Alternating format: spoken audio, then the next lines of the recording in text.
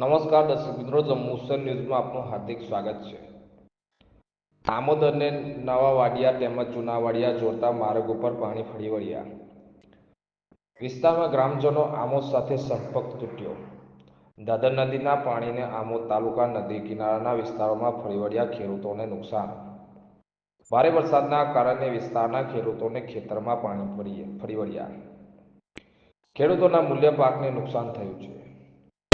આમોદ તાલુકાના ભારે વરસાદના કારણે આમોદ તાલુકાના ખેડૂતોને મોટી સંખ્યામાં નુકસાની રહેવાનો વારો આવી રહ્યો છે. આમોદ તાલુકાના વિવિધ ગામડાઓમાં વરસાદી પાણી ભરાઈ જતા ખેતરોના જણાવ્યા સમુદ્રમાં ફેરવાયા હોય તેવા દ્રશ્યો જોવા મળી રહ્યા છે. વિસ્તારના ખેડૂતોની માંગ છે કે નુકસાનનું સર્વે થાય અને ખેડૂતોને સહાય કરવામાં આવે તેવી સરકારને અપીલ કરવામાં આવી રહી છે. શું નામ છે તમારું? સહદેવભાઈ. શું પરિસ્થિતિ છે તમારા ગામમાં? અમારા ગામમાં આ વરસાદ પડવાના કારણે અમારી ખેતીવાડીને બહુ નુકસાન છે. આ નદી ને ખેતર બધા એક લેવર, અમારી સીમ બધા એક લેવર થઈ ગયા છે. એટલે પાકને બહુ ભારે નુકસાન થયો છે. તો સરકાર અમને કંઈ સહાયતા આપે તો સારું છે. કયા ગામ છે? વાડિયા. મારા રહેવું ના વાડિયા સુમનભાઈ કાભાઈભાઈ વસાવા.